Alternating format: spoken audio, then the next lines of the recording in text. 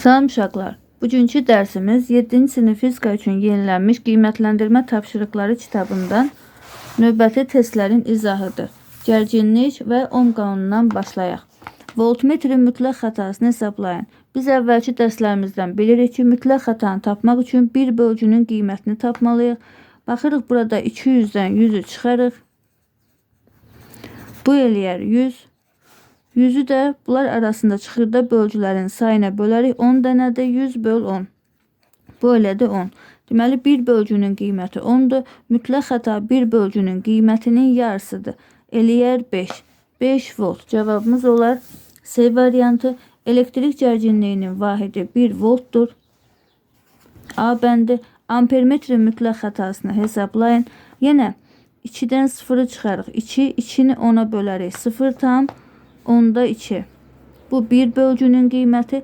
Xətanı da tapanda onu yarıya bölürük. Eləyər 0,1. Ampermetrimizdə milli ampermetrdir. Deməli 0,1 milli amper. Dördüncü tapşırığa baxırıq. Mənbəyin gərginliyi 3 voltdur. Ampermetrin göstərişi 0,2 amper olarsa, lampaya 2 saniyədə neçə joule enerji verilər? Deməli, U bərabərdir 3 voltdur. I bərabərdir 0,2 amperdir. T bərabərdir 2 saniyədir. Neçə joule enerji verilər? Q-nü tapmalıyıq. Q bərabərdir. I, U, T düsturundan istifadə edə bilərik. 0,2 vurulsun 3 vurulsun 2. Bu da eləyər 6 vur 0,2. O da eləyər 1,2 joule. Cavabımız olar C variantı. 5-ci tapşırığa baxırıq. Naqilin uclarındakı gərginlik 35 volt olduqda ondan 0,7 amper cərəyan keçir. Bu naqilin müqavimətini hesablayın. Ohm qanunundan bilirik ki, I bərabərdir U bölünsün R'dir. Buradan bizə R lazımdır. R də bərabərdir U bölünsün I. U'nun yerinə 35 böl 0,7.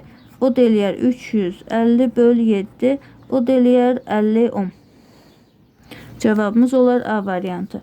Doğru ifadələri müəyyən edin. Naqilin müqaviməti onun uclarındakı gərginlikdən asılıdır. Aslı deyil. Müqavimət nə İ'dən, nə U'dan aslı deyil. Naqilin müqaviməti ondan ki, gərginlikdən asılıdır. Aslı deyil. Cərəyan şiddəti naqilin uclarındakı gərginliklə düz mütənasibdir. Doğrudur. Naqilin müqaviməti ondan ki, cərəyandan asılı deyil. Cərəyandan asılı deyil. Doğrudur. Ampermetr dövrənin cərəyan şiddəti ölçüləcək hissəsinə paralel qoşulur. Yanlışdır. Ampermetr ardıcıl qoşulur. Deməli, bizə uyğun gələn cavabımız 3 və 4'dür. 7-ci tapşırığımıza baxaq. Voltmetrin göstərişi 60 volt. Ampermetrin göstərişi burada 1 amper. 5 dəqiqə ərzində lampada ayrılan enerjini hesablayın. Deməli, yenə U'muz var, İ'miz var, T'miz var. Q bərabərdir. I, U, T düsturundan istifadə edə bilərik. İ'miz 1, U 60, T də 5 dəqiqədir. Onu da 60'a vurarıq 300 saniyə. 3'ü 6'ya vurarıq 18, yanında da 3, 0. Joule, kilojoule hesablamaq lazımdır. 3 dənəsinin yerinə kilo yazarıq. Olar 18 kilojoule. Uyğunluğumuza baxaq. Cərəyan şiddətinin vahidi 1 amperdir. Amperdə kulon böl saniyədir. 1'ə A. Gərginliyin vahidi voltdur. Amper, deməli, baxın, I bərabərdir U böl R'dən. Amper vurulsun 10 bizə voltu verir. Deməli, B variantı uyğun gəlir. Müqavimətin vahidi. Buradan R'i tapsaq U bölünsün I olur. Volt böl amper. Deməli, D də uyğun gəlir. Ohm vur metr xüsusi müqavimətin vahididir. Bu da bizə uyğun deyil. 9-cu tapşırığa baxaq. Cərəyan şiddətinin gərginlikdən asıllıq qrafikinə əsasən gərginlik 80 volt olduqda cərəyan şiddətini hesablayın. Birinci biz buradan naqilin müqavimətini taparıq. R bərabərdir U bölünsün I. 40 böl 2. Bu eləyər 20 ohm. Bizə 80 volt olduqda cərəyan şiddət lazımdır. I bərabərdir. Yenə U böl R yazarıq. U'nun yerinə 80, R'i də tapdıq 20. Bu da eləyər 4 amper. 10-cu tapşırığımıza baxaq. 2 naqil üçün cərəyan şiddətinin gərginlikdən asıllıq qrafiki verilib. Hansı naqilin müqaviməti daha kiçikdir?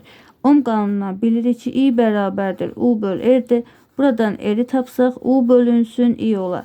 Deməli, kəsirin qiyməti o vaxt daha kiçik olur ki, surəti ən kiçik olsun, məxrəci ən böyük olsun. Deməli, U-su kiçik olsun. Onda baxırıq ki, 1 üçün U daha azdır, 2 üçün U çoxdur. Deməli, 1-in U-su azdır, I-si böyükdür. U-su azdır, I-si böyüksə, deməli, R-i də azdır. Onda R1 daha kiçikdir R2-dən. R2-nin U-su çoxdur, I-si azdır. U-su böyük, I-si azdırsa, deməli, R də böyükdür. Bugünkü tapşırıqlarımız bu qədər. Suallarınızı rəy bölməsində yaza bilərsiniz. Sağ olun.